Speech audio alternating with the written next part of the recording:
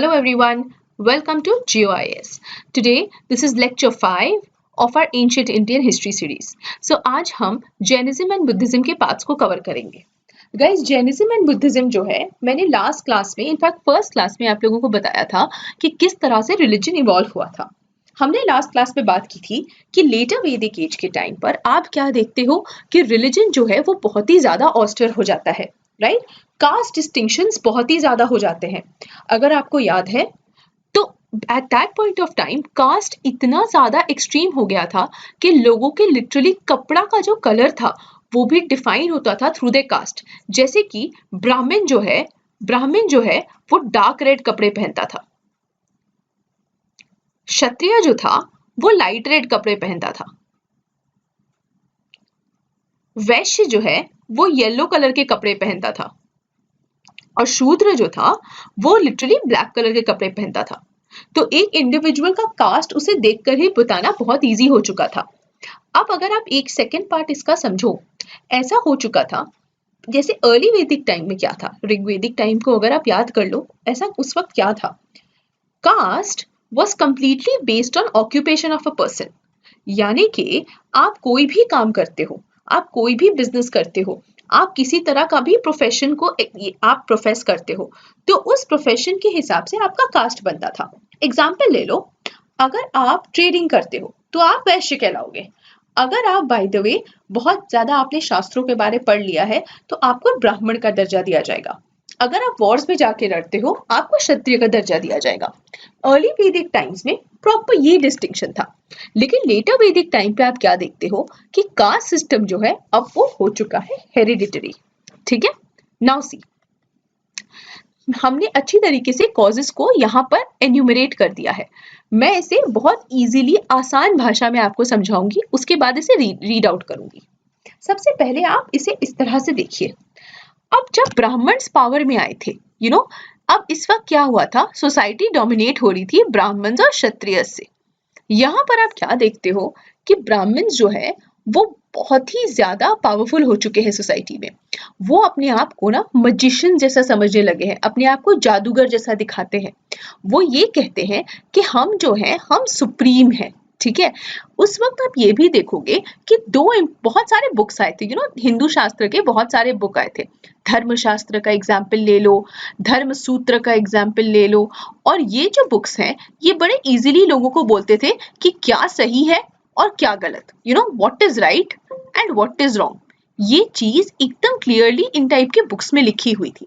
ठीक है, यानी कि लोगों को उनका कोड ऑफ कॉन्डक्ट बता दिया गया था. इस बुक्स में ये भी लिखा हुआ था कि सोसाइटी में ना ब्राह्मण्स और क्षत्रियस को छोड़कर किसी का भी ज्यादा पावर नहीं है. तो आप क्या देखोगे कि एक सोसाइटी में ब्राह्मण्स और क्षत्रियस को बहुत ज्यादा पावर दिया जा रहा है. ठीक है, that is one aspect of the story. यहाँ पर ये सब देखकर जो आपके वैश्यस है, जो टेक्निकली ट्रेडर्स थे, ठीक है, एंड आपको पता है कि ट्रेडर्स जो है ना वो काफी पैसे वाले हो जाते हैं over time, they accumulate a lot of money. लेकिन इतना पैसा होने के बावजूद उन्हें सोसाइटी में ना बहुत सारी चीजें करना अलाउ नहीं था, and they were very very pushed back. इसके अलावा अगर आप शूद्रस को देखो तो शूद्रस को तो लिटरली धर्म सूत्र से बोल दिया गया था कि आपका तो कोई काम नहीं है, आपका बस इतना काम है कि आप बाकी के जो तीनों वर्ण हैं उनका आप ख्याल रखो, उनके घरों पे आप नौकरों जैसा फंक्शन करो. Now this made the Vaishyas and the Shudras very very sad. और इस सैडनेस से they were looking for another religion, they were looking for something कि हम लोग अकेले फंक्शन कर पाए. अब और एक एग्जाम्पल ले लो. आप लोगों को ये चीज पता होगा कि जब भी at any point of time अगर आप कहीं पे भी ट्रेडिंग देखते हो तो वहां पे आपको ये चीज पता है कि लोन्स देना और लोन्स लेना is a very normal thing. आप एक एग्जाम्पल ले लो, आप अगर एक बैंक में जाते हो, आपके पास ज्यादा पैसा होता है, आप क्या करते हो, आप एक बैंक में जाते हो, राइट? उस बैंक में जाने के बाद आप अपने पैसे को वहां पे डिपॉजिट करते हो, उसके अगेंस्ट में बैंक आपको सर्टेन अमाउंट ऑफ इंटरेस्ट देता है. यस, अब देखिए, सिमिलरली अगर आप बैंक से लोन लेते हो उसका भी आप इंटरेस्ट बैंक को पे करते हो. सिंपल सी बात है, ये तो फंडा सबको पता है. लेकिन धर्म सूत्रस में लिखा था कि देखो भाई, जो भी इंसान इंटरेस्ट लेता है या जो भी इंसान ऐसा है जो इंटरेस्ट देता है वो इंसान ना हीन है, यानी कि आप इसे ना सिनोनिम कर सकते हो ये बोलकर कि वो इंसान नीच है। तो अगर कोई भी इंडिविजुअल वैश्य क्लैन का चाहे वो बहुत ही ज्यादा पैसे वाला क्यों ना हो, उसे हीन का दर्जा दिया जाता था। तो एक बात समझो, अगर कोई बहुत पैसे वाला हो जाएगा तो जाहिर सी बात है he will try to dictate society on his terms. ये चीजें उस वक्त हो रही थी वैश्यास को लेकर, ठीक है। अब देखिए, अब देखिए कास्ट सिस्टम बहुत ही रिजिड है। वैश्य चाहता है, जो अमीर वैश्य है वो चाहता है कि उसका दर्जा थोड़ा ज्यादा सोसाइटी में बढ़े।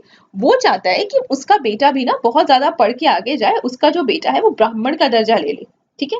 बट ऐसा इस सिस्टम से ये नहीं होता। सीधा बोल दिया जाता है कि भगवान आपको जिस अवतार में भेजना चाहते थे आपको उसी अवतार में यहाँ भेजा गया है और आप मरते दम तक इसी अवतार में रहोगे। इन टाइप की चीजें लोगों को बोली जाती थी।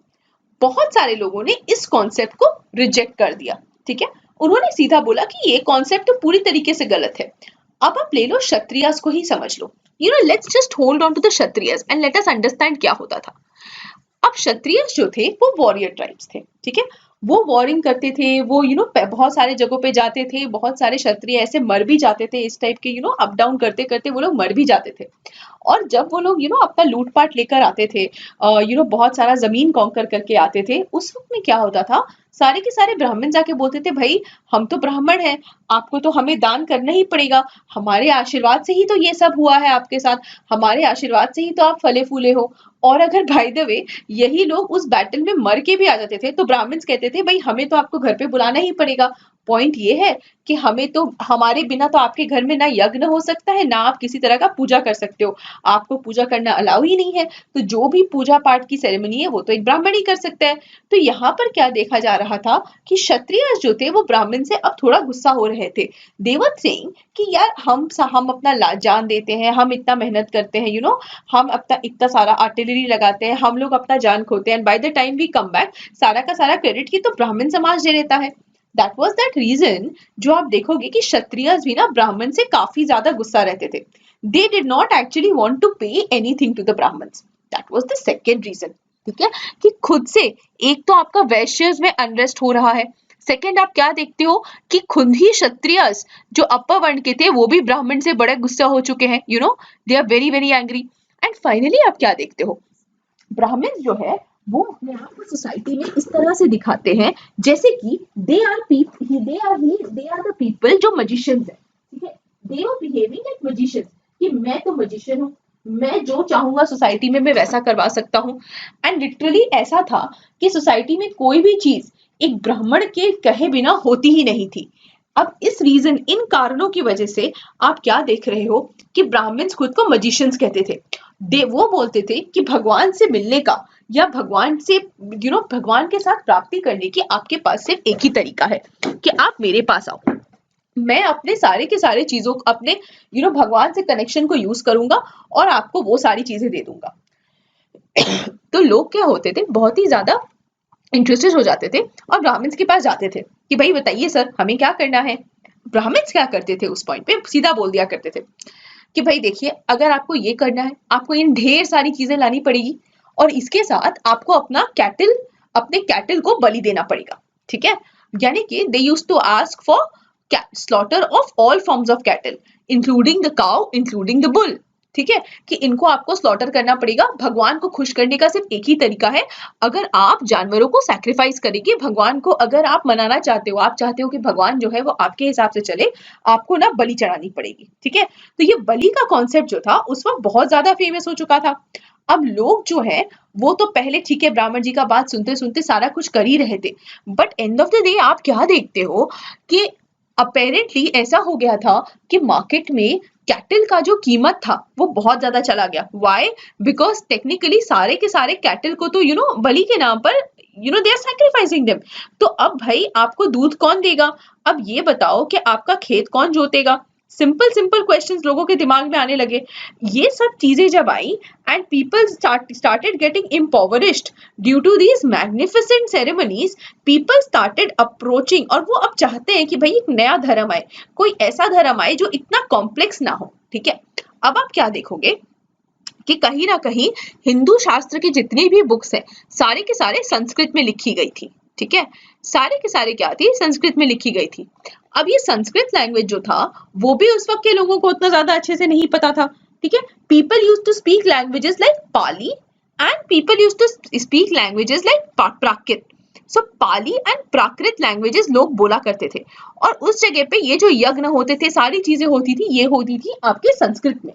तो people already used to think कि भाई ये क्या कहानी है, why is this happening with us, ठीक है। और हमें तो कुछ समझ में ही नहीं आ रहा है, ये तो सिर्फ ब्राह्मण ही बोल रहा है, ब्राह्मण ही समझ रहा है, ब्राह्मण ही डिसाइड कर रहा है।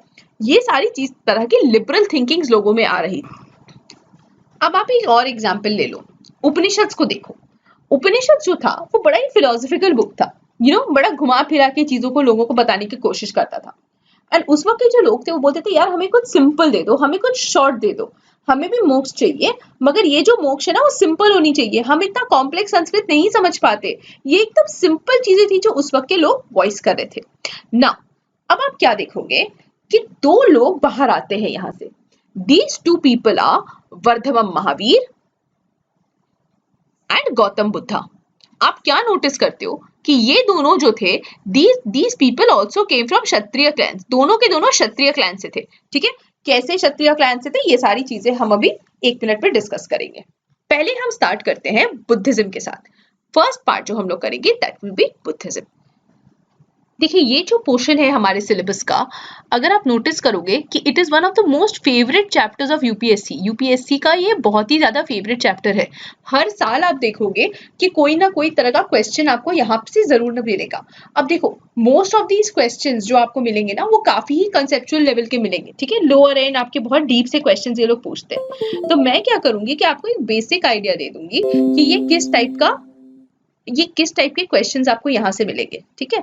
हम लोग ये सारी चीजें देख लेंगे कि बेसिक आइडिया से आपको किस टाइप के क्वेश्चंस यहाँ से मिलेंगे, ठीक है। और उसके बाद व्हाट आई डू इज मैं आपको एक पीडीएफ भेज दूंगी विद क्वेश्चंस। अगर आप ये पीडीएफ और इन क्लासेस को अच्छी तरह से सुन लोगे तो आपका जो पूरा बेसिक लेवल ऑफ अंडरस्टैंडिंग है जो आपके प्री और मेंस के लिए एब्सोल्युटली काफी है, वो आपका पूरा हो जाएगा, ठीक है। चलो let us start of with the story. देखिए सबसे पहले क्या होता है कि आपका कोसला महाजनपद में एक इलेक्टेड राजा और एक इलेक्टेड रानी होती है, ठीक है। एक इलेक्टेड राजा इलेक्टेड रानी होती है। इस राजा का नाम होता है शुद्धोधना और उनकी वाइफ का नाम होता है महामाया, ठीक है। इन दोनों को एक बेटा होता है। तो इस बेटे का नाम वो बड़े प्यार से सिद्धार्थ रख देते हैं। बड़े प्यार से वो इस बच्चे का नाम सिद्धार्थ रख देते हैं। अब सिद्धार्थ जब 3 साल का होता है तब उसकी माँ की डेथ हो जाती है, ठीक है। तो शुद्धोधना ना बहुत ज्यादा वो कैसे हम बोल सकते हैं, वो बहुत ही ज्यादा डिसइल्यूजन हो जाते हैं और उनके मन में ये चीज आता है कि नहीं, मुझे अपने बेटे को ना किसी तरह का दुख नहीं देना है। तो लिटरली जब सिद्धार्थ अपने घर से या अपने पैलेस से बाहर निकलते थे उसके पहले शुद्धोधना के लोग बाहर जाते थे और बाहर के लोगों को बोलते थे भाई आप सबको खुश रहना है, आप सबको एकदम खुश रहना, आप सबको स्माइल करते हुए रहना है। वो किसी भी पीड़ित इंसान को अपने बेटे के सामने नहीं आने देते थे। तो उनका जो बेटा था उन्हें भी मतलब गौतम बुद्ध जो सिद्धार्थ थे, उन्होंने कभी सफरिंग ही नहीं देखा था अपने लाइफ में। उन्होंने हमेशा लोगों को खुश देखा था, हमेशा लोगों को हेल्दी देखा था, हमेशा हेल एंड हार्टी लोगों को देखा था। तो उन्हें पता ही नहीं था कि दुख दर्द तकलीफ क्या होती है, ठीक है। इस तरह से सिद्धार्थ ना बहुत ही क्लोज एटमॉस्फेयर में बड़े होते हैं ना। बहुत लोगों के दिमाग में ये आएगा कि there was a story, Mahamaya आई थी, महामाया के सपना में ये आया था, she had seen a white lotus. But guys हमें ये चीज अपने इसमें नहीं लिखना है, व्हाइट एलिफेंट व्हाइट लोटस, हमें ये सब नहीं लिखना है। इसका रीजन ये है कि ये सारी जो चीजें हैं ना वो मिथिकल है, ठीक है। इसे डॉक्यूमेंट करने के लिए कोई फैक्ट नहीं है।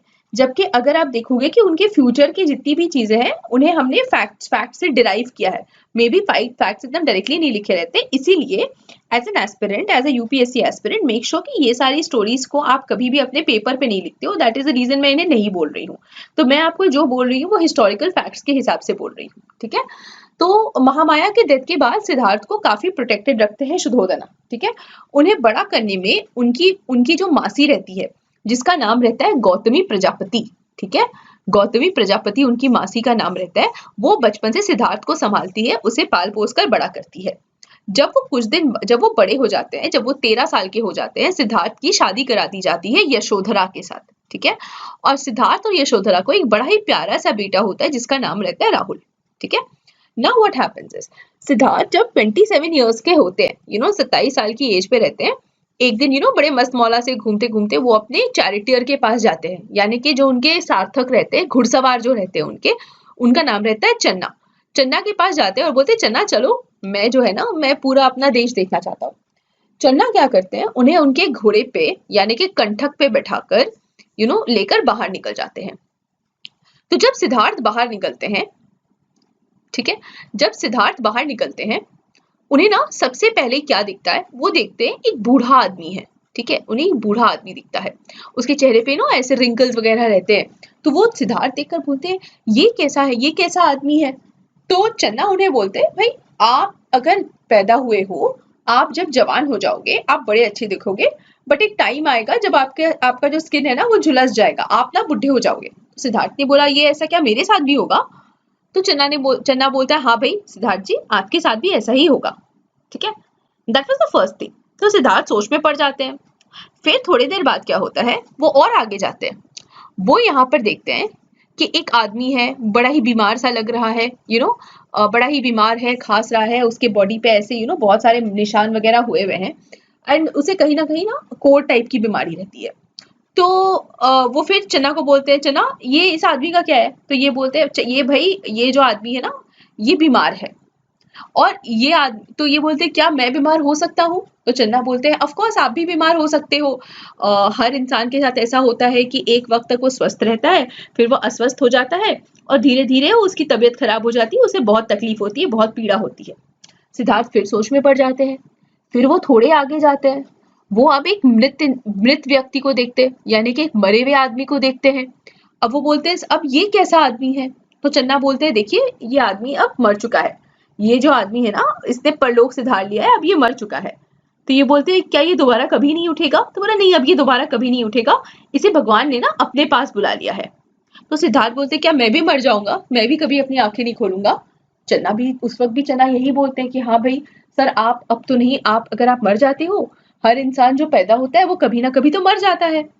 सिद्धार्थ सोच में चले जाते हैं। फिर वो थोड़े आगे जाते हैं and he sees a man, एक आदमी को देखते हैं, एकदम मस्त वो बैठा रहता है, अच्छे से आपके केसरी कलर के कपड़े पहन के या ऑरेंज कलर के कपड़े पहन के आराम से बैठा रहता है। मतलब उसके चेहरे पे ना उसे अजीब सी खुशी दिखती है, not even I can't say it खुशी, उसे अजीब सा कंटेंटमेंट दिखता है। तो सिद्धार्थ को कंटेंटमेंट ना वो काफी क्वेश्चनेबल हो जाता है कि ये कैसा आदमी है, ऐसे रह रहा है और ये काफी अच्छा दिख रहा है, ये कौन है? तो चन्ना बोलता है ये जो आदमी है वो एक एस्थेटिक है, ठीक है, ये जो आदमी है इसने ना मोह माया छोड़ दिया है और ये जो आदमी है पूरी तरह ध्यान में लीन रहता है। सिद्धार्थ ये सोच कर कुछ दिनों बाद अपने घर जाते हैं, ठीक है, वो अपने घर जाते हैं और इस सोच में वो पड़ जाते हैं कि इन चारों में सबसे अच्छा अवतार किसका था। तो लिटरली वो इस एस्थेटिक से यानी कि ये आदमी से ही वो काफी ज्यादा पीड़ित हो जाते, इंस्पायर्ड हो जाते हैं और इंस्पायर होके वो क्या बोलते हैं कि भाई मुझे भी ना इसके जैसा बनना है। तो देयर इज वन नाइट जब सिद्धार्थ क्या करते हैं अपनी सोई हुई वाइफ और अपने सोए हुए बच्चे को चुपचाप अपने पैलेस में छोड़कर वो बाहर निकल जाते हैं, उन्हें बिना बताए वो अपने पैलेस के गेट से वॉक ऑफ कर जाते हैं, ठीक है। ये जो इंसिडेंट है जिसमें सिद्धार्थ ने अपने पैलेस को छोड़ दिया, अपनी वाइफ को छोड़ दिया, अपने बच्चे को छोड़ दिया, अपनी गृहस्थ जीवन को छोड़ दिया, this incident is known as Mahabhinishkramana, ठीक है, this incident is known as Mahabhinishkramana, ठीक है। अब आप क्या देखोगे? ओके, अब क्या होता है सिद्धार्थ जी जब निकल जाते हैं अपने पैलेस से, वो बहुत दिनों तक बाहर चले जाते हैं, ठीक है, ही गोज आउट, बाहर जाकर बहुत दिनों तक वो तपस्या करते हैं, ठीक है। आप क्या देखते हो कि वो दो लोगों के पास जाते हैं। सबसे पहले वो अलर कलाम के पास चले जाते हैं, ठीक है। अलर कलाम जो है वो वैशाली में रहते हैं और अलर कलाम उन्हें मेडिटेशन सिखाते हैं, ठीक है, इनिशियल लेवल्स ऑफ मेडिटेशन, कि आपको ऐसे मेडिटेट करना है, आपको इस तरीके से ध्यान लगाना है, आपको ये करना है, आपको वो करना है, इस टाइप की चीजें वैशाली में अलर कलाम उन्हें सिखाते हैं। फाइनली व्हाट हैपेंस इज यहाँ पे सब सीखने के बाद वो बोलते हैं कि मुझे और सीखना है। Finally he meets another person जो राजगृह में रहते हैं, ठीक है। इनका नाम रहता है रुद्रक रामपुत्र, ठीक है, इनका नाम रहता है रुद्रक रामपुत्र। और रुद्रक रामपुत्र जी क्या करते हैं, he teaches Siddharth the highest level of meditation. ठीक है, हाईएस्ट लेवल ऑफ मेडिटेशन उन्हें सिखाते हैं कि मैक्सिमम लेवल ऑफ मेडिटेशन ये करना है। ये सीखने के बाद ना सिद्धार्थ काफी दिनों तक बिजी हो जाते हैं। वो बोलते हैं मैं ऐसे मेडिटेट करूंगा, वैसे मेडिटेट करूंगा, और इस मेडिटेशन में वो क्या होता है ना, he loses a lot of weight, उनकी तबीयत खराब हो जाती है। तो वो रियलाइज करते हैं कि यार अगर मैं बहुत ज्यादा मैं कुछ नहीं करता हूँ, ठीक है, मैं फुल लग्जरी में रहता हूँ, ये भी गलत है बिकॉज मैं असली लाइफ को नहीं देख रहा। ठीक है, फिर वो बोलते हैं अगर मैं बहुत ज्यादा तकलीफ करता हूँ, एक्सट्रीम पेनेंस करता हूँ, अपने शरीर को बहुत तकलीफ देता हूँ, तो मैं बीमार हो जाऊंगा, और अगर मैं बीमार हो जाऊंगा तो मुझे मोक्ष कैसे मिलेगी। इसीलिए ना हमें एक्स्ट्रा लग्जरी में रहनी चाहिए, ना हमें एक्सट्रीम पेनेंस में रहनी चाहिए। इसीलिए एज एन एस्थेटिक हमें ना एक मिडिल पाथ यूज करना चाहिए, एक बीच का रास्ता, जो ज्यादा एक्सट्रीम ना हो, ज्यादा लग्जूरियस ना हो। इस मिडिल पाथ को वो नाम दिया जाता है मध्यम मार्ग का। ठीक है, और द अष्टांगिका मार्ग, मतलब 8 फोल्ड पाथ जिसे आप कहते हो, अष्टांगिका मार्ग, मध्यम मार्ग, अष्टांगिका मार्ग। ठीक है, अब आप यहाँ पे देख सकते हो इसे क्या हम बोलते हैं, 8 fold truth. Ashtangika means 8 fold truth. ठीक है, इसमें वो बोलते हैं भाई लाइट इंटेंशन रखो, सही तरीके से बात करो, सही तरह से एक्शन करो, सही तरह से रुपए कमाओ, सही तरह से एफर्ट लगाओ, सही तरह से सोचो, सही तरह से देखो, सही तरह से सोचो, दिमाग में सही चीजें भरो। ठीक है, बहुत सिंपल चीजें हैं 8 फोल्ड ट्रूथ का। और उसके बाद वो बोलते हैं, अब देखो उसके बाद वो क्या बोलते हैं ना, सिद्धार्थ बोलते हैं कि भाई दुनिया में ना बड़े सारे प्रॉब्लम्स है, और वो ऐसे इंसान है, अगर आप सिद्धार्थ को भी देखोगे और आप महावीर को भी देखोगे, आप क्या देखोगे कि ये ऐसे लोग हैं, ठीक है, जो अपने मन से ही बताते, वो पहले अपना प्रॉब्लम्स वो खुद ही क्वेश्चन करते हैं और उस क्वेश्चन को वो खुद ही जवाब देते हैं। आप लोगों को ने बहुत दिमाग में आया होगा कि ये मोक्ष क्या होता है। ठीक है, मोक्ष ये होता है कि इंसान के दिमाग में जो भी सवाल आए, what is the meaning of मोक्ष। अगर आप बोलते हो निर्वाण का क्या मतलब है, मैम मोक्ष का मतलब क्या है, इट डज नॉट मीन कि मैं भगवान के पास चली गई हूँ, मैं भगवान के पास बैठ गई हूँ। मोक्ष का मतलब होता है कि मेरे दिमाग में जितने सवाल हैं, मैं उन सारे सवालों का जवाब खुद ही दे पा रही हूँ। यानी कि अगर मुझसे कोई मेरा फिलॉसफी अच्छे से पूछेगा, मैं उस फिलॉसफी के ऊपर खड़ी उतरूंगी और मैं प्रॉपर तरीके से सारा जवाब दूंगी। I have answered all the questions that are there in my mind. अब मेरा दिमाग पूरी तरह से सैचुरेटेड है, मैं जानती हूँ मैंने सब कुछ सीख लिया है। That is the meaning of the term nirvana. ठीक है, that is the meaning of the term nirvana. अब देखिए, बात समझिएगा, बड़े प्यार से ना सिद्धार्थ ने बोला कि पता है हमारे यहाँ पे ना कुछ आर्य सत्य है, कुछ नोबल ट्रूथ्स है। ठीक है, हमारे यहाँ ना कुछ आर्य सत्य है। तो हमने बहुत से पूछा क्या आर्य सत्य है। उन्होंने बोला ना, दुख इस पूरी दुनिया में बसी हुई है। तो हमने बोला वेरी गुड सर, फिर आगे बताइए। तो उन्होंने बोला दुख जो है वो सारे दुनिया में बसी हुई है, और अगर हमें ये दुख खत्म करना है तो हमें उसके कॉज तक जाना होगा। तो वो कॉज जो है उसको उन्होंने नाम दिया दुख समुदाय। ठीक है, फिर उन्होंने बोला ये जो दुख है ये हमें किसी ना किसी तरीके से रोकना पड़ेगा। ठीक है, ये हमें किसी ना किसी तरीके से रोकना पड़ेगा। तो ये नाम उन्होंने दिया एज दुख समुदाय। यानी कि हमारा जो दुख है, हर इंसान का एक दुख होता है, और उस दुख का उस दुख को रोकने का एक तरीका होता है।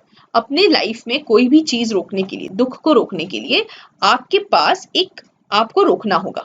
ठीक है, तो दिस इज नोन एज दुख निरोध। और इस दुख को आप कैसे रोकोगे, आपको फॉलो करना होगा अष्टांगिका मार्ग, यानी कि 8 फोल्ड पाथ। तो समझिए फिर से, क्या नोबल ट्रूथ थे, क्या आर्य सत्य थे। सिद्धार्थ बोलते पूरे दुनिया में दुख है, हर दुख का एक कारण है, हर दुख को रोका जा सकता है, और इसे रोकने के लिए ना आपको अष्टांगिका मार्ग फॉलो करना पड़ेगा। This is the basic truth of Buddhism. ठीक है, इसमें मैंने आपको बता दिया है कि 8 फोल्ड पाथ क्या है। अब मेरा बात समझिएगा, बुद्धिज्म में ना there is something known as Panchsheel. ठीक है, यानी कि 5 परसेप्ट्स ऑफ बुद्धिज्म। एक तरीके से आप इसे कोड ऑफ कंडक्ट भी कह सकते हो। तो बुद्धिज्म कहता है कि आपको कोई वायलेंस नहीं करना, you should not be doing any violence, concept of अहिंसा।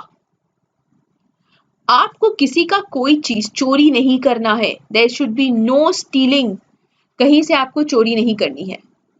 आपको कभी भी सेक्सुअल मिसकंडक्ट नहीं करना है, किसी को रेप नहीं करना है, किसी के साथ फोर्सफुल सेक्स नहीं करना है, किसी के साथ भी आपको गलत तरीके से कुछ प्रेजेंट नहीं करना है, आपको किसी को मजबूर नहीं करना है to have any form of relationship, physical relationship with you. ये सारी चीजें वहां पे बोली गई है।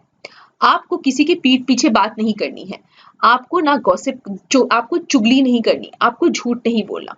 और फाइनली वो बोलता है कि आपको जो है ना ड्रग्स लेनी है, ना किसी तरह का इंटॉक्सिकेटिंग सब्सटेंस लेना है, ना आपको लिकर लेना चाहिए, ना आपको किसी तरह का ये लेना चाहिए। ठीक है, दैट वाज वन थिंग। अब मैं इसे ना कुछ देर बाद आपको कंडक्ट करवाऊंगी कि किस तरह से ना, एंड व्हाई डिड दिस पन कासिल कम अप, ये हम थोड़ी देर बाद I will explain to you, just listen, अभी आप लोग सिर्फ सुनिए आराम से। फिर आता है तेरत्ना बुद्धिज्म। ठीक है, अच्छा, ये समझाने से पहले मैं आपको वापस से गौतम बुद्ध के पास एक बार ले जाती हूँ। अब देखिए, गौतम बुद्ध ने what had happened, Gautam Buddha ने बहुत अच्छे से ये अलर कलाम के पास, रुद्रकामपुत्र के पास गए थे और वहां पे जाकर उन्होंने अपने हाईएस्ट लेवल ऑफ मेडिटेशन सीख लिया था। उसे करने के बाद वन डे फाइनली आप लोगों को ये पता होगा कि on the banks of the river of Yamuna, Bodhi tree के नीचे में उन्हें क्या हो गई, he received what is known as nirvana, उन्हें निर्वाण की प्राप्ति हो गई। यानी कि उन्हें अपना पूरा जो है, सारे जो सवाल थे उनके दिमाग में, उन सारी चीजों का उनका जवाब मिल गया। जैसे मैंने आपको बोला, उनके दिमाग में सवाल था कि दुख कहाँ से आता है, दुख रोकने का तरीका क्या होता है, दुख का कॉज क्या होता है, दुख समुदाय, जैसे हमने अभी डिस्कस किया है। फिर हमने निरोध के बारे में बात किया और हमने फिर अष्टांगिका मार्ग के बारे में बात किया। यानी कि सिद्धार्थ के मन में जो सवाल था दुख के रिलेटेड, ठीक है, वो सारे दुख का सवाल भी उन्होंने कर लिया है और उसका जवाब भी उन्हें मिल गया है। यस, अब देखिए इसका मतलब क्या है कि सिद्धार्थ को क्या है ना, उन्हें निर्वाण मिल गई है। अब देखिए, निर्वाण मिलने के बाद सिद्धार्थ ने क्या किया ना, या गौतम बुद्ध ने क्या किया, अपना जो फिलॉसफी था, उन्होंने तो लिटरली ये नहीं बोला था ना कि हमें एक धर्म चाहिए, उन्होंने क्या बोला था कि मेरा ये एक फिलॉसफी है, ठीक है, this is the way I want to lead my life. और बहुत सारे लोगों को ये चीज पसंद आ गई, और अगर लोगों को ये चीजें पसंद आ गई, they started living their life according to his philosophy. तो अब क्या होता है, बुद्धिज्म जो होता है वो एक रिलीजन का नाम ले लेता है।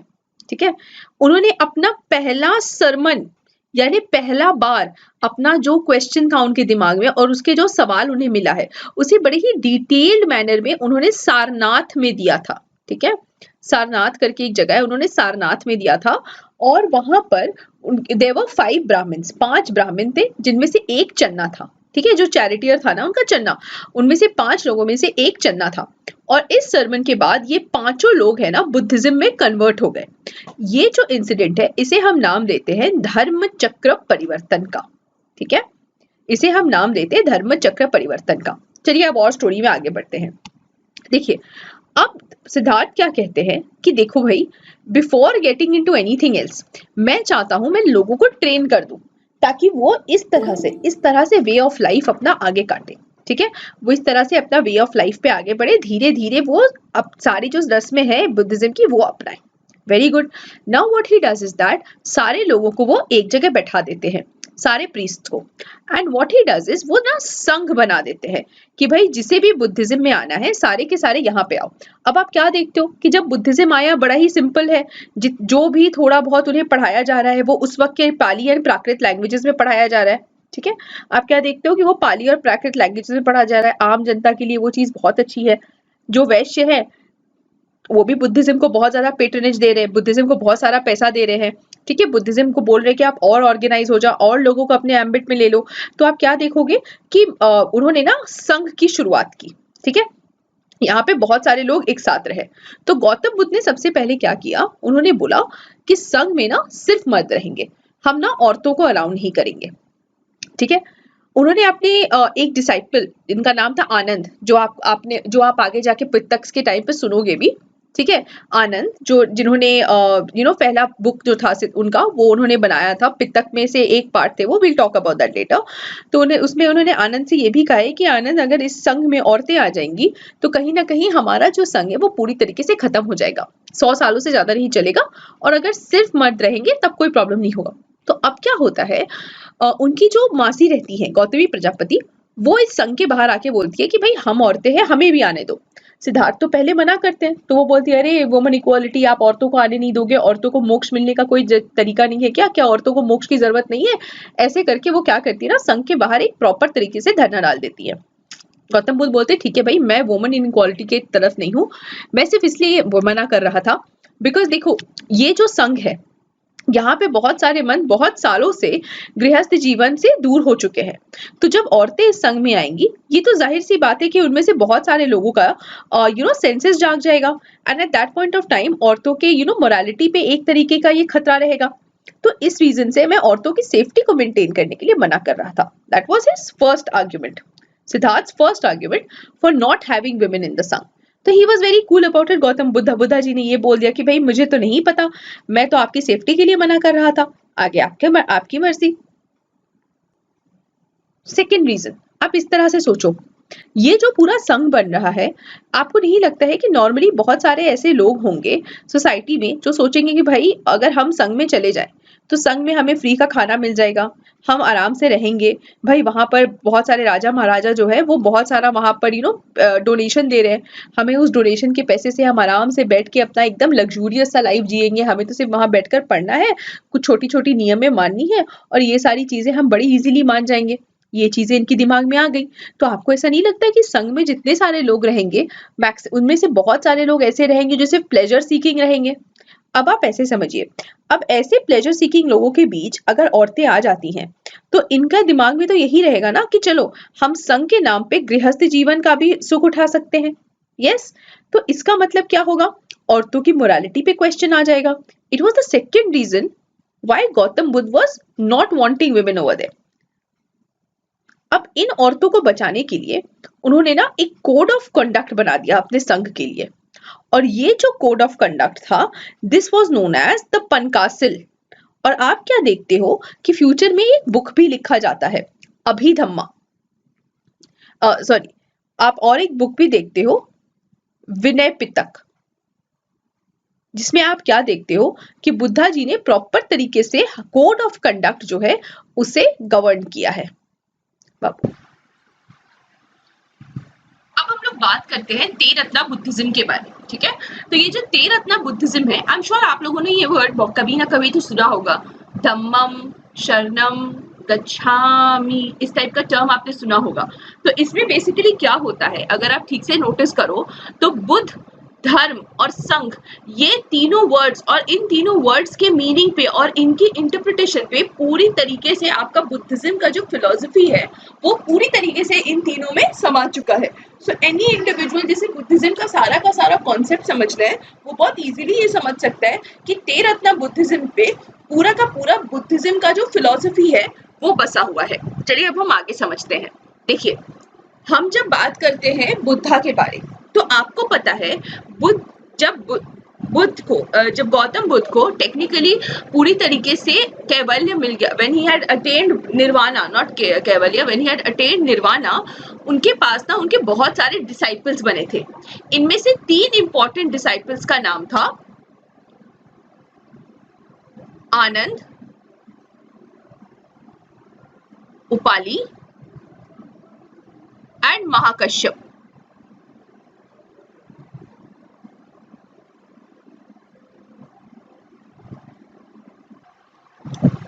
ठीक है, अब देखिए मैं आगे क्या बोलना चाहती हूँ, ये 3 डिसाइपल्स के नाम आपको याद करने हैं because prelims point of view से अक्सर ये क्वेश्चंस आते हैं। ये लोग क्या करते हैं, कभी कभी वर्धमान महावीर के कुछ डिसाइपल्स का नाम ले लेते हैं और उन्हें आपको कंफ्यूज करवा देते हैं बुद्धिज्म से। तो आपको ये तीनों नाम याद रखने, क्योंकि ये तीनों नाम आपको अक्सर सुनने को मिलेंगे कि ये तीनों नाम आते जा रहे हैं। ठीक है, अब देखिए बुद्धिज्म को स्ट्रेच को टेक्निकली अगर आप देखना चाहते हो कि इसे स्ट्रेच करने के टाइम क्या होता है कि जब हमें इसे फैलाना था तो इसे किसी भी धर्म, किसी भी चीज को अगर आप चाहते हो कि लोगों तक पहुंचे, इन सिंपल वर्ड्स में बताऊं, अगर आप किसी चीज को मार्केटिंग के माध्यम से देखना चाहते हो, आप चाहते हो पैन इंडिया लेवल पे इसका जो है ग्रोथ हो, तो उसके लिए आपको सबसे पहले क्या चाहिए, आपको चाहिए कि बहुत सारे लोग जो है वो एक जगह पे आए।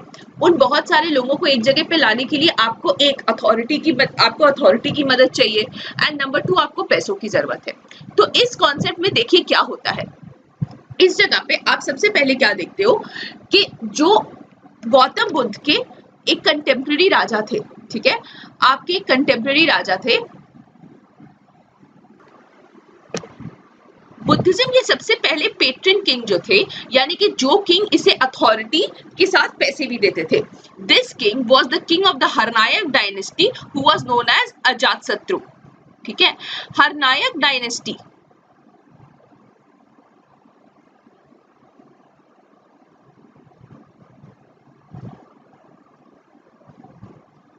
ठीक है। अब आप देखिए फर्स्ट बुद्धिस्ट काउंसिल जो होता है वो होता है राजगीर में 483 BC, it happens in the place of Rajgir, ठीक है। उसके बाद आप क्या देखते हो, इसके पेट्रन किंग होते हैं अजातशत्रु, जो इसे पैसा देते हैं और बहुत सारे लोगों को इकट्ठा करते हैं। इसके जो प्रेसिडेंट रहते हैं, यानी कि जो इस बुद्धिस्ट काउंसिल को प्रिसाइड करेंगे, इनका नाम रहता है महाकश्यप। गाइज ये जो स्लाइड है आपके सामने, ये जो पेज है आपके सामने, this is the most important page जब आप प्रिपेयर करने जा रहे हो, बिकॉज अक्सर यही टाइप के क्वेश्चंस आते हैं कि कौन सा काउंसिल कहाँ हुआ था, कौन से काउंसिल का कौन किंग था, और उस किंग के टाइम पे क्या क्या चीजें बनी थी, ठीक है। सो आप क्या देखते हो, महाकश्यप के प्रेसिडेंटशिप में दोनों पित्तक लिखे गए थे, ठीक है।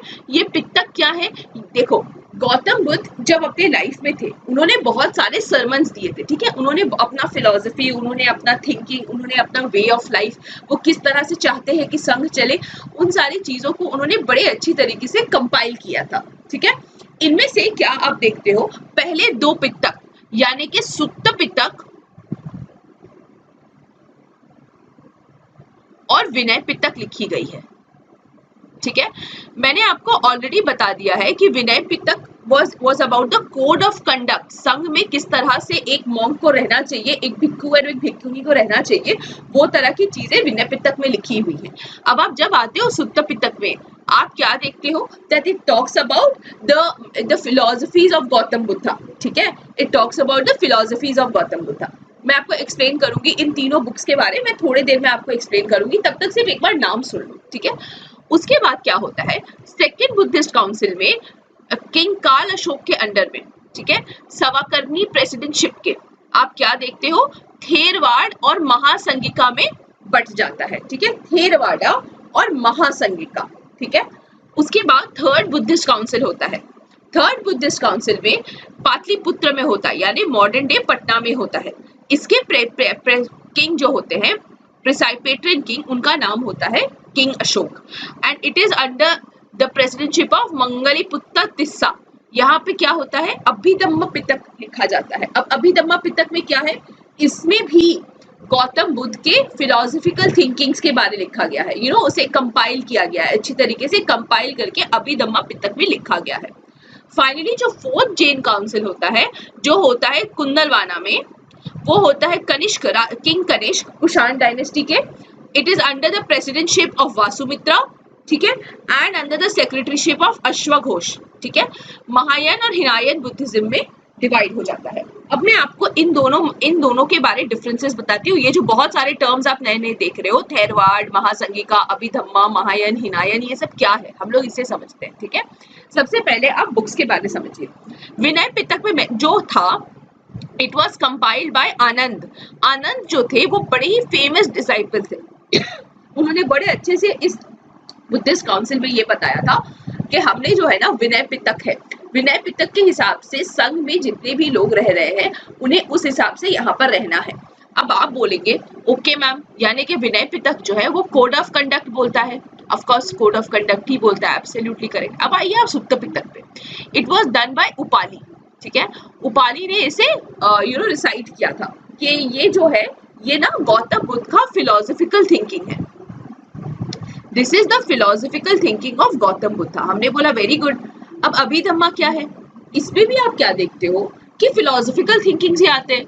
तो आप बोलेंगे मैम हमें कैसे पता चलेगा कि सुत्त पित्तक कौन सा है, अभिधम्मा पित्तक कौन सा है, कौन सा सही कहाँ से आता है। देखिए मैं आपको क्या बोल रही हूँ कि एग्जाम्पल ले लो, मैं आपके घर पे खाने पे आती हूँ, मैं आपको बोलती हूँ भाई मेरे लिए पानी ले आओ, गेट मी सम वाटर, ठीक है, मुझे बहुत प्यास लगी है, मुझे पानी लेकर आओ, ठीक है, आप मुझे पानी लाकर दे देते हो। या मैं आपको बोलती हूँ एक काम करो, give me some salt, give me some salt, मुझे ना थोड़ा सा नमक दे दो, मैं अपने खाने में थोड़ा नमक मिलाकर खाना चाहती हूँ।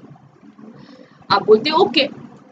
अब सडनली मेरे साथ मेरे से हस्बैंड आते हैं और वो आपको क्या बोलते हैं, मुझे ना H2O ला कर दो, और मैं फिर वो आपको बोलते हैं मुझे ना NaCl ला कर दो, ठीक है, आप मुझे सोडियम क्लोराइड ला के दो। तो do you understand what I am trying to say? Sutta Pitaka जो है वो मेरे जैसा बात करता है। It is giving you very common terms, वो एकदम सिंपल टर्म्स में आपको बोलता है कि मुझे ये चाहिए और मुझे ये नहीं चाहिए, ठीक है, आपको बड़े अच्छी तरीके से एक्सप्लेन करेगा।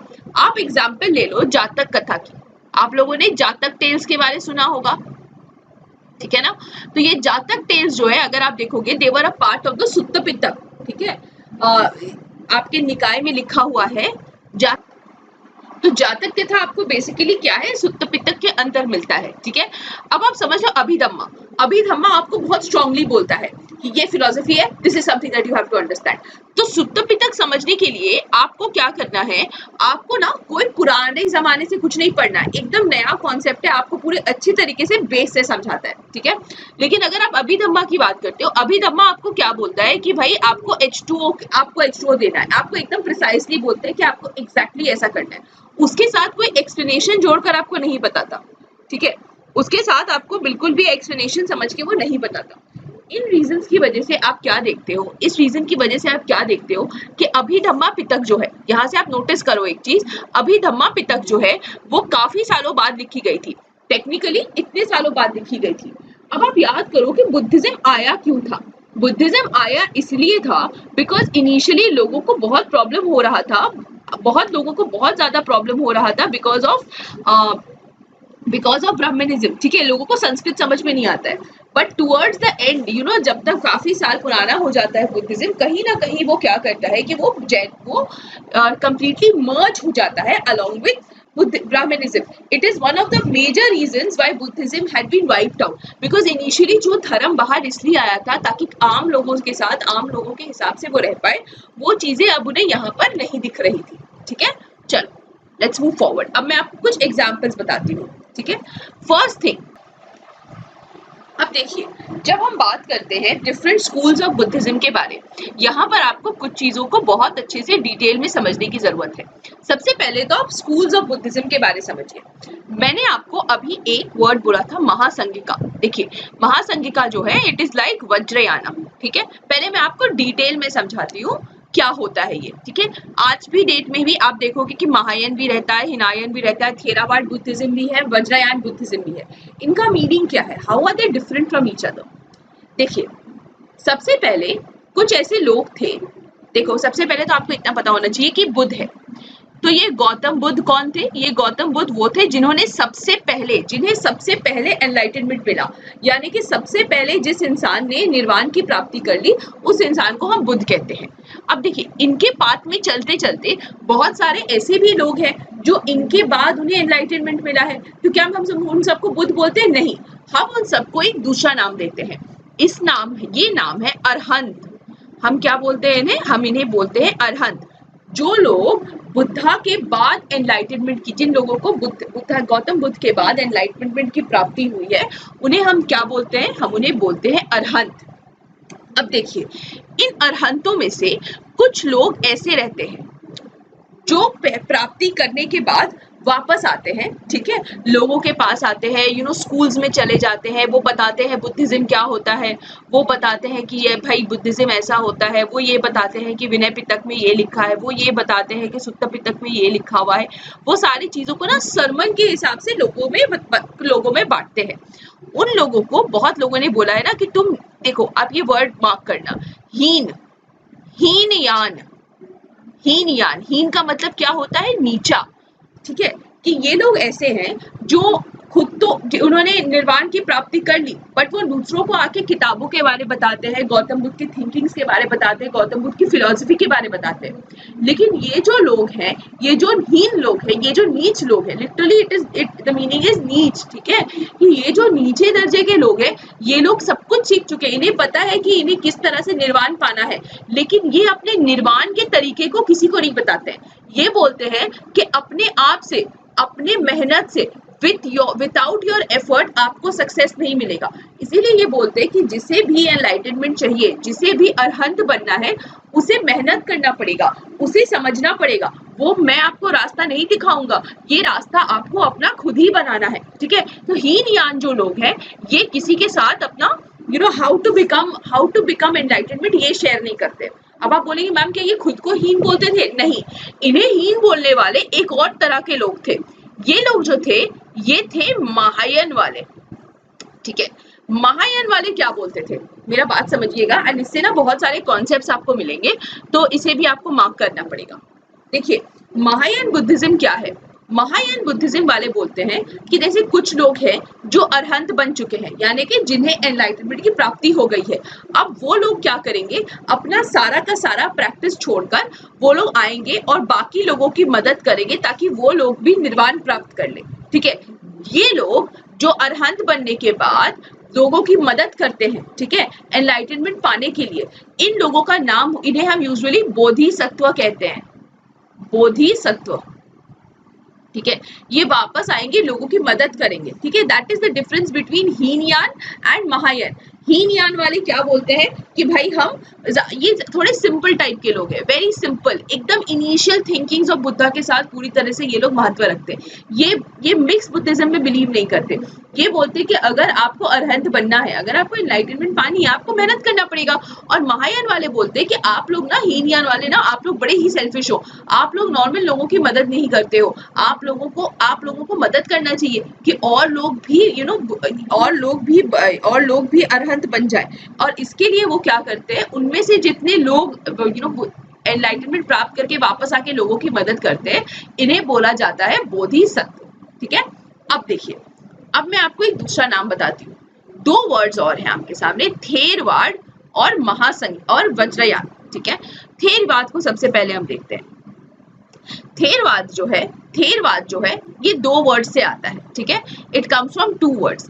एक का नाम है थेरी। देखिए, आप लोगों ने ये नाम सुना होगा, थेरी गाथा। जिन्होंने नहीं सुना है, प्लीज मेक श्योर आप एनसीईआरटी क्लास 12 पार्ट 1 चैप्टर 4, इसमें आप क्या देखते हो, आर्ट एंड कल्चर का बुक है, ठीक है। इसमें आप क्या देखोगे कि बहुत अच्छी तरीके से बुक्स वगैरह के बारे लिखा हुआ है, बहुत ही छोटा सा पार्ट है, ठीक है। एक पैराग्राफ में आपको ये चीज दिख जाएगा। तो मेरा बात समझना, थेरवाद, थेरी का मतलब होता है लेडी, ठीक है, लेडी मॉन्क। तो थेर का मतलब सीधा सा बात है, थेर का मतलब क्या है, it is the meaning of a monk. तो थेरवाद क्या है, इनमें क्या होता है, जो कुछ एक मॉन्क्स रहते हैं, ठीक है, वो मॉन्क्स ये बोलते हैं कि हम जो है ना, हम एकदम हीनयान बुद्धिज्म वाले जैसे ही हैं, हम एकदम बुद्धिस्ट के थिंकिंग्स के साथ बहुत ही ज्यादा क्लोज रहते हैं, हम बुद्धिस्ट थिंकिंग्स के साथ बहुत ही ज्यादा क्लोज रहेंगे, और हम क्या करेंगे, अरहंत बनने के बाद वापस आएंगे और लोगों में ये शिक्षा देंगे, ठीक है। हम लोगों को शिक्षा देंगे कि वो खुद किस तरीके से थेरवाद, वो किस तरह से वो अरहंत बन सकते हैं। तो आप देख रहे हो, एक तरह का मिक्सिंग है। वो ये नहीं कह रहे कि हम सिर्फ बोधि, ये नहीं बोल रहे कि हम सिर्फ हीनयान करेंगे, वो ये बोलते हैं हम ऐसे ही रहेंगे, हम एकदम बेसिक्स पढ़ेंगे, हम और आगे नहीं जाने वाले। बट हम क्या है ना, वो ये कहता है कि भाई हमारे यहाँ भी बोधिसत्व आएंगे, बोधिसत्व जा जाकर लोगों को पढ़ाएंगे। तो देखो डिफरेंस अगर आप मेजरली देखोगे तो क्या है, अगर आप समझते हो हीनयान बुद्धिज्म को, हीनयान बुद्धिज्म में बुद्धा को ये नहीं बोला गया है कि बुद्ध भगवान है। महायान बुद्धिज्म में सीधी तरीके से बुद्ध को भगवान का दर्जा दे दिया गया है, ठीक है। उसके बाद आप बात करो वज्रयान की, ठीक है, वज्रयान। अब वज्रयान क्या है, आप लोगों में से बहुत सारे लोगों ने लद्दाख की तरफ, अगर आप लोग कभी गैंगटॉक वगैरह गए हो, कहीं पर भी आपने ये स्तूपा बना हुआ देखा है, काठमांडू वगैरह अगर आप लोग गए हो, आप लोग देखोगे बड़े बड़े स्तूपा बने रहते हैं, और स्तूपा के बाहर ना एक तरह का सिलेंडर सा बना हुआ रहता है, और इस सिलेंडर को ना, इसमें बहुत सारी चीजें, बहुत सारा मंत्र वगैरह लिखा रहता है, और आप जब जाते हो तो आपको बताया जाता है कि आपको इसे ना अपने हाथ से इस तरीके से घुमाते घुमाते जाना है। एक तरह का कल्चर, रिचुअलिज्म हो जाता है, ठीक है ना। समथिंग दैट वी कॉल तंत्र, मतलब हम लोग जिसे तंत्रिज्म कहते हैं, द वे कि हम लोगों ने कल्चर को, हमने रिलीजन को एक तरीके से ही हमें करना है। एग्जाम्पल ले लो कि जब हम जाते हैं जब हम जाते हैं मंदिरों में, हम क्या करते हैं, हम सबसे पहले अपनी चप्पल उतारते हैं, हम सर पे कपड़े लेते हैं, औरतें सर पे कपड़ा लेती हैं, हम टीका लगाते हैं, फिर आपका एक बॉक्स ऑफ मनी रहता है, उसमें हम कुछ पैसे डालते हैं। तो ये तरह का रिचुअल हम फॉर्म करते हैं। सिमिलरली अगर आप मस्जिद जाओगे तो आपको हाथ पैर धोना पड़ेगा, आपको अपने सर पे कपड़ा देखना पड़ेगा, आप अगर दरगाह जाओगे आपको अपने हाथ में चादर लेकर जाना पड़ेगा, ये सारी चीजें आपको करनी पड़ेंगी। तो दिस इज व्हाट तंत्रिज्म, कि ये चीजें बंध गई है कि आपको रिलीजन जो है ना इसी तरह से फॉलो करना है। तो वज्रयान बुद्धिज्म जो है वो यही तंत्रिज्म में बिलीव करता है, ठीक है।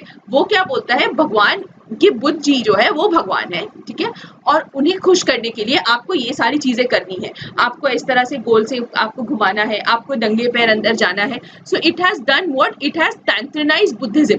तो अगर आप सिंपल तरीके से समझोगे तो आप अगर सिंपल तरीके से समझोगे, Hinayana Buddhism is very close to Theravada, ठीक है। थेरवाद बुद्धिज्म और हीनयान बुद्धिज्म बहुत एक दूसरे से काफी ज्यादा क्लोज है। कैसे कैसे बार बार बोल रही हूँ, कैसे क्लोज है। हीनयान बुद्धिज्म में बड़े सिंपल तरीके से बोला जाता है, हम बुद्ध को भगवान नहीं मानते, हम बुद्ध को भगवान नहीं मानते, बट क्या है ना कि हम बोधिसत्व भी नहीं, हम आपको बुद्धा की टीचिंग्स के बारे में बता देंगे, लेकिन अगर आपको निर्वाण पाना है तो उसके लिए आपको खुद से मेहनत करना पड़ेगा। थेरवाद बोलता है कि हाँ भाई, हम भी बुद्ध को भगवान नहीं मानते, बुद्ध की टीचर से सबसे ज्यादा क्लोज हम ही है, लेकिन लेकिन लेकिन ऐसा है कि हमारे यहाँ पे बोधिसत्व का कॉन्सेप्ट है। हम चाहते हैं कि और भी लोग ऐसे रहें जो आए और लोगों के बीच अपना इस कॉन्सेप्ट को फैलाए। फिर आता है महायान बुद्धिज्म। महायान बुद्धिज्म हिनायंस को बोलता है कि आप लोग जो है ना अच्छे लोग नहीं हो, आप लोग बाकी लोगों को किस तरह से कैवल्य प्राप्त करना है, ये चीज आप लोगों ने बाकी लोगों को नहीं बताया है, इसीलिए आप लोगों को मैं हीन बोल रहा हूँ, और मैं जो हूँ वो महान हूँ। मैं अपने आसपास के सारे लोगों को सिखा रहा हूँ कि उन्हें भी किस तरह से कैवल्य की प्राप्ति, उन्हें भी किस तरह से प्राप्ति करनी है, उन्हें किस तरीके से उन्हें किस तरह से एनलाइटनमेंट बनना है, वो किस तरह से अरहंत बने। और वज्रयान बुद्धिज्म ने क्या किया है, पूरी तरीके से डिवाइड कर दिया है, उन्होंने पूरी तरीके से इस चीज को एकदम आप देखो तो स्ट्रीमलाइन कर दिया है, ठीक है। These are the schools of Buddhism.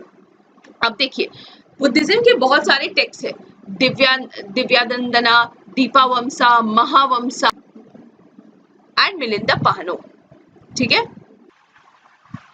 ठीक है, इसके अलावा अगर आपको याद है, मैंने आपको विनय पिटक के बारे में बता दिया है, मैंने आपको सुत्त पिटक के बारे में भी बता दिया है, मैंने आपको अभिधम्मा पिटक के बारे में बता दिया है। इनमें से हमने जातक कथा की भी बात कर ली है, जातक कथा जो कि सुत्त पिटक का एक पार्ट है, ठीक है।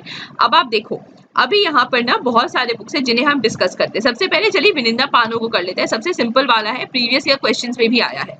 सो मिलिंदा पानो क्या है, बुद्धिस्ट मॉन्क थे जिनका नाम था नागसेना, ठीक है। नागसेना जो थे बुद्धिज्म को प्रोपोगेट करने के लिए, अगर जब ये काउंसिल्स होते थे उसके बाद क्या होता था, बड़े सारे जो बुद्धिस्ट मॉन्क्स वहां से सीख कर जाते थे, वो आसपास के एम्पायर्स में जाते थे ताकि वहां पर ये बुद्धिज्म को फैला पाए, ठीक है। इस बेसिस पे नागसेना जो थे वो टेक्निकली चले गए, वो टेक्निकली वहां पे आपके इंडो बैक्टीरियन रूलर मिलिंदा के पास चले गए, ठीक है, मिलिंदा के पास चले गए, ठीक है। और ये जो थे, इनका नाम था मियांडर, इंडो ग्रीक रूलर का नाम था मियांडर। तो इनके बीच ना बुद्धिज्म को लेके बहुत ही की क्वेश्चंस होते हैं। मियांडर ने बहुत सारे सवाल किए नागसेना से, और नागसेना ने बहुत इंप्रेसिवली इन चीजों पर जवाब दे दिया। इससे इंप्रेस होकर आप क्या देखते हो कि मियांडर जो थे वो कन्वर्ट हो जाते हैं इनटू बुद्धिज्म। सो ये बहुत ही इंपॉर्टेंट बुक है, बिकॉज बुद्धिस्ट फिलॉसफी को बहुत अच्छी तरीके से ये दिखाता है। उसके बाद आप बात करते हैं दीपवमसा की। दीपवमसा, दीप, दीप, द्वीप, island, it comes from the word island. Simple तरीके से बताऊं तो इसका मतलब क्या है, क्रॉनिकल ऑफ द आइलैंड। इसका मतलब है ये सबसे पुराना रिकॉर्ड है अबाउट श्रीलंका। श्रीलंका क्या है आपको पता है, आइलैंड है ना। और ये सबसे पुराना वर्क है जो दिखाता है कि श्रीलंका में किस तरीके से बुद्धिज्म हम वहां पर लेकर गए थे, ठीक है। It is the book that was written in Pali literature, ठीक है। उसके बाद आता है महावमसा, ठीक है। महा, बड़ा, बिग क्रॉनिकल, ठीक है, ग्रेट क्रॉनिकल, इसे आप ग्रेट क्रॉनिकल भी बोल सकते हो, ठीक है। सबसे इंपॉर्टेंट पाली पोयम है ये, सबसे बड़ा इंपॉर्टेंट पाली पोयम, जिसमें ना जितने किंग्स थे श्रीलंका के, सबके बारे अच्छे से डिटेल में बताया गया है। तो जब भी आपको ये वर्ड मिलता है वंसा, याद रखिएगा ये वंसा वर्ड जो है वो टेक्निकली श्रीलंका के साथ रिलेटेड है। तो दीप वंसा यानी कि Chronicle of the island, Sri Lanka के बारे किस तरह से बुद्धिज्म गया है, पाली में लिखा गया है, किस तरह से श्रीलंका में बुद्धिज्म फैला है उसके बारे में बताता है। Mahavamsa the great Chronicle Sri Lanka के सारे राजाओं के बारे बात करता है, ठीक है। उसके बाद आप आ जाइए फाइनल जो है आपका विच इज नोन एज दिव्यांदना, ठीक है, दिव्यानंदना। अब ये बताया गया है कि किस तरीके से हमें वर्शिप करना चाहिए, मतलब it gives us the way in which a person should worship in Buddhism, ठीक है। तो ये सारी चीजें हो जाती है हमारे बुद्धिज्म के बारे। तो बुद्धिज्म के बारे हमने सारी चीजें डिस्कस कर ली है। हमने नंबर 1 गौतम बुद्ध का लाइफ डिस्कस कर लिया है। We have discussed Mahabhinishkramana, we have discussed Dharma Chakra परिवर्तन, और उसके बाद हमने महापरिनिर्वाणा के बारे भी आपको बता दिया है विच denotes the death of Gautam Buddha. उसके बाद मैंने आपको तेरत्ना बुद्धिज्म के बारे में बता दिया है। I have also told you about all the major text, किन लोगों ने मेजर टेक्स्ट को गाया था। हमने स्टोरी फॉर्म में बुद्धा का लाइफ समझ गए हैं। एंड इसके बाद एक फाइनल सेंटिमेंट आता है जो आपको क्वेश्चन पूछा जाता है कि सोल, क्या बुद्धिज्म कभी सोल के बारे बात करता है, क्या बुद्धिज्म कभी आत्मा के बारे बात करता है। याद रखना बुद्धिज्म में बुद्धा ने कभी भी आत्मा के बारे बात नहीं की है, बुद्धा ने कभी भी ट्रांसमाइग्रेशन ऑफ द सोल के बारे कभी भी बात नहीं की है। Buddhism does not talk about life after death, बिल्कुल भी बात नहीं करता इन चीजों के बारे। बुद्धिज्म सिर्फ एक फिलॉसफी है कि किस तरह से एक इंडिविजुअल को अपना लाइफ जीना है, ठीक है। With that we come to an end to this lesson. Next lesson का एक बहुत छोटा लेसन रहेगा जिसमें हम आपके जैनिज्म के कॉन्सेप्ट्स को बहुत अच्छी तरीके से, बहुत सिंपल तरीके से समझेंगे, और फिर जैनिज्म और बुद्धिज्म को एक तरीके से हम जज कर लेंगे कि कौन सा पोर्शन के इन दोनों में डिफरेंसेस क्या क्या है, ठीक है। Thank you so much for watching guys, have a great day ahead, bye bye.